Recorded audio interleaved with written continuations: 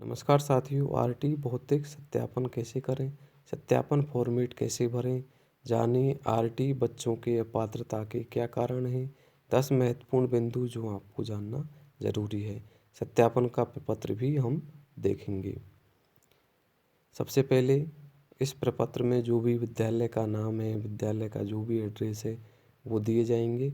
उसके बाद में बिंदु शुरू होता है विद्यालय में निःशुल्क प्रवेश हेतु एंट्री कक्षाएं एवं उनकी आयु पॉलिसी। प्रत्येक गैर सरकारी विद्यालय सत्र 2020-21 से केवल कक्षा 1 में आरटी में प्रवेश लेना अनिवार्य होगा। पूर्व प्राथमिक कक्षा भी में आरटी में प्रवेश नहीं ले सकेंगे। निर्धारित आयु पॉलिसी में बदलाव भी संभव नहीं है। प्रथम एंट्री कक्षा होगी फर्स्ट, माध्यम जो भी है मीडियम हो जाएगा। आयु की पॉलिसी है 5-7 वर्ष जो भी है, ये सब इसकी एंट्री की कक्षा है और आयु की पॉलिसी है। सत्यापन के दिन 25% निःशुल्क और 75% सशुल्क शिक्षा प्राप्त कर रही कक्षावार बालकों, क्रमोन्नत बालकों की संख्या, ये विवरण विद्यालय में संचालित सभी कक्षाओं के लिए भरना होगा। जो भी 25% निःशुल्क हैं और 75% जिनकी फीस ली जा रही है। इसमें क्रम संख्या है, कक्षा है, माध्यम है। 25% निःशुल्क शिक्षा प्राप्त कर रहे बालकों की संख्या है छात्र छात्रा। 25% निःशुल्क शिक्षा प्राप्त कर रहे क्रमोन्नत बालकों की संख्या है छात्र और छात्रा। 75% सशुल्क शिक्षा प्राप्त कर रही बालकों की संख्या है छात्र और छात्रा में, और 75% सशुल्क शिक्षा प्राप्त कर रहे क्रमोन्नत बालकों की संख्या छात्र छात्रा में। तो यहाँ पर PP3, PP4, PP5 हो जाएगा।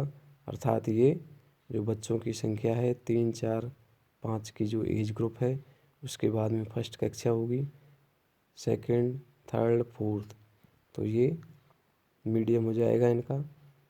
आरटी के जो भी बच्चे हैं छात्र छात्रा में, और टोटल जो भी 75% छात्र छात्राएँ हैं, इनकी जो भी डिटेल है ये हमें जांच करनी है। इसके बाद में जो भी 12th है, आर्ट्स है, साइंस है, जो भी सब सब्जेक्ट है ये इसमें आगे शो हो रही हैं। हमें सिर्फ आरटी में 1 से 8 का ही देखना है। विद्यालय में निःशुल्क 25% सीटों पर अध्ययनरत बालकों का सत्यापन होगा। नोट: बालकों की पात्रता के आधार पर पुनर्भरण योग्य होने के कारण। बालक दुर्बल वर्ग या असुविधाग्रस्त समूह का है, कैचमेंट एरिया का निवासी है, विद्यालय की एंट्री कक्षा के लिए निर्धारित आयु का है तथा इनसे संबंधित समस्त दस्तावेज सक्षम अधिकारी द्वारा एवं रिपोर्टिंग की अंतिम तिथि तक की तिथियों में जारी किए गए हैं। ये आवश्यक रूप से हमें देखना है। दुर्बल वर्ग का है, असुविधाग्रस्त समूह का है, जो भी कैचमेंट एरिया है जिस एरिया में विद्यालय वहीं का है, और एंट्री कक्षा की निर्धारित आयु उसने पूरी कर ली हो। इसके अलावा अंतिम तिथि जो भी थी उसकी दस्तावेज जमा कराने की सक्षम अधिकारी के द्वारा उन्हीं तिथियों में जारी किए दस्तावेज उपलब्ध हैं। बालकों की अपात्रता के आधार पर पुनर्भरण योग्य नहीं होने के कारण जो हैं, अयोग्यता का कोड है ये। बालकों के पुनर्भरण योग्य नहीं होने के कारण हैं वर्तमान सत्र 20-21 में प्रवेशित बालकों के लिए और पूर्व सत्रों में प्रवेशित तथा क्रमोन्नत बालकों के लिए ये रीजन दिए गए हैं। 11 नंबर है बालक दुर्बल वर्ग है, असुविधाग्रस्त समूह का नहीं है, तो अयोग्यता का कोड 11 हो जाएगा। ये लागू होगा 20-21 के लिए और पूर्व के प्रवेशित क्रमोन्नत बालकों के लिए लागू नहीं है। इसके अलावा बालक के दुर्बल वर्ग असुविधाग्रस्त निवास से संबंधित दस्तावेज सक्षम अधिकारी द्वारा जारी नहीं है, तो हमें अयोग्यता कोड 12 भरना होगा। ये 20-21 के लिए लागू है और पहले के सत्रों के लिए लागू और क्रमोन्नत बालकों के लिए नहीं है। बालक के दुर्बल वर्ग असुविधाग्रस्त निवास से संबंधित दस्तावेज रिपोर्टिंग तिथि के बाद की तिथि में जारी हुए हैं, तो कोड आएगा इसमें 13। ये लागू है 20-21 के लिए और पूर्व के सत्रों में क्रमोन्नत बालकों के लिए लागू नहीं है। वर्तमान में बालक के अभिभावक की वार्षिक आय 2.5 लाख रुपये से अधिक है, कोड 14 आएगा। लागू है दोनों सत्रों के लिए, 20-21 के लिए भी और पहले के भी प्रवेशित बच्चों के लिए भी। इसके अलावा बालक कैचमेंट एरिया से बाहर का निवासी है, अर्थात जहाँ पर भी विद्यालय स्थित है वहाँ से बाहर का विद्यालय है तो उसके लिए कोड होगा 15 अयोग्यता का, 20-21 के लिए लागू है और पूर्व के सत्रों के लिए भी लागू ये नहीं है। बालक ने 1/9/21 से पूर्व विद्यालय छोड़ दिया है, ये दोनों के लिए लागू नहीं है, वर्तमान सत्र और पूर्व सत्र के लिए। बालक गत सत्र में अध्ययनरत रहा परंतु वर्तमान सत्र में विद्यालय छोड़ दिया है तो ये दोनों सत्रों के लिए लागू है। बालक की मृत्यु हो गई है, दोनों सत्रों के लिए। बालक का डाटा गलती से एंटर हो गया है, दोनों सत्रों के लिए लागू है। योग्यता कोड 19-21 कोड होगा बालक प्रवेश पश्चात अध्ययन के लिए नहीं आया, दोनों सत्रों के लिए लागू है। 24 कोड है वर्तमान सत्र के लिए अभिभावक ने आय प्रमाण पत्र उपलब्ध नहीं कराया है, दोनों सत्रों को लागू है, वर्तमान 20-21 और पहले के लिए। 25 अन्य विद्यालय में प्रवेश ले लिया है तो वर्तमान सत्र और पूर्व सत्र दोनों के लिए लागू है। अन्य कारण 27 दोनों सत्रों के लिए लागू होगा। 28 बालक के आधार कार्ड आधार नामांकन की रसीद की फोटोकॉपी विद्यालय में उपलब्ध नहीं है, दोनों सत्रों के लिए लागू है। 29 75% सीटों पर कम प्रवेश के कारण प्रवेश अमान्य, अगर 75% सीटों पर कम प्रवेश हुए हैं तो वर्तमान सत्र 20-21 के लिए लागू है, पहले के सत्रों के लिए लागू नहीं है। 30 भौतिक सत्यापन में बालक गलत पाया गया, अयोग्यता कोड होगा 20-21 के लिए लागू है, पहले के लिए लागू नहीं है। शेष 75% छात्रों से लिए जाने वाले शुल्क का विवरण। शुल्क का सत्यापन विद्यालय की रसीद बुक, कैश बुक, वाउचर, पंजिका, फीस संधारण रजिस्टर के आधार पर करें।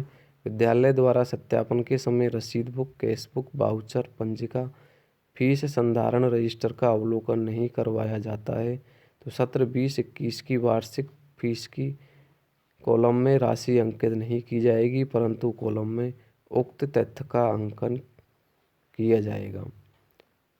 फीस के समस्त रिक्त कॉलमों में फीस की प्रविष्टि करनी है। विद्यालय को ये ज्ञात हो जाना चाहिए कि वार्षिक फीस की राशि अंकित नहीं करने के कारण प्रथम व द्वितीय किस्त की पुनर्भरण राशि का भुगतान किया जाना संभव नहीं होगा परंतु निःशुल्क शिक्षा हेतु प्रवेशित सत्यापित बालकों को अपने स्तर पर निःशुल्क शिक्षा प्रदान करने हेतु बाध्य होगा।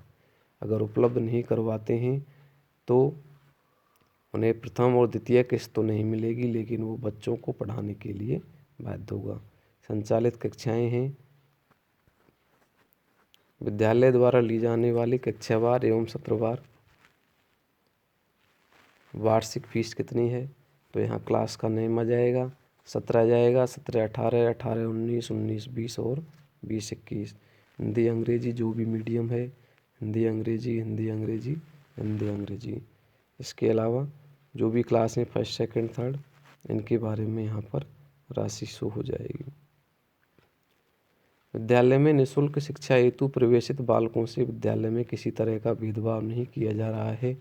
अगर निःशुल्क वालों के साथ में भेदभाव हो रहा है तो हाँ करें, नहीं तो नहीं करें। निःशुल्क शिक्षा प्राप्त कर रहे बालकों को विद्यालय में निःशुल्क पाठ्य पुस्तकें, सहायक सामग्री दी गई हैं हाँ या नहीं, ये हम बच्चों से भी पूछ सकते हैं और समस्त जानकारी लेने के बाद ही यस या नो करें।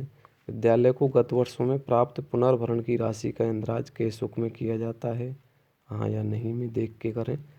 गत सत्रों में प्रवेशित क्रमोन्नत बालकों के संबंध में प्रवेश आवेदन पत्र, वांछित दस्तावेज, निरीक्षण प्रतिवेदन, क्लेम बिल की प्रति, कैश बुक विद्यालय के कार्यालय में सुरक्षित रखे हुए हैं, हाँ या नहीं की स्थिति में बिंदु संख्या 19 में उल्लेख करें। छात्र उपस्थिति पंजिका, छात्र मूल्यांकन संबंधित अभिलेखों का अवलोकन करने पर निःशुल्क व सशुल्क शिक्षा हेतु प्रवेशित बालकों की उपस्थिति नियमित पाई गई, हाँ नहीं की स्थिति में बिंदु संख्या 19 में पूर्ण उल्लेख करें।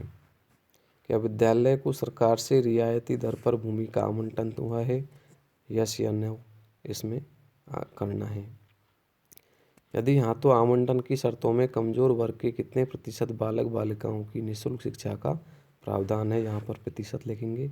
सत्यापन प्रतिवेदन में निःशुल्क सीट पर अध्ययनरत केवल उन्हीं बालक बालिकाओं को सत्यापित एवं फीस के पुनर्भरण योग्य किया गया है जिनके आधार कार्ड, आधार नामांकन रसीद की फोटोकॉपी विद्यालय में उपलब्ध है। इन सभी फोटोकॉपी पर सत्यापन दल के अध्यक्ष द्वारा हस्ताक्षर कर दिए गए हैं।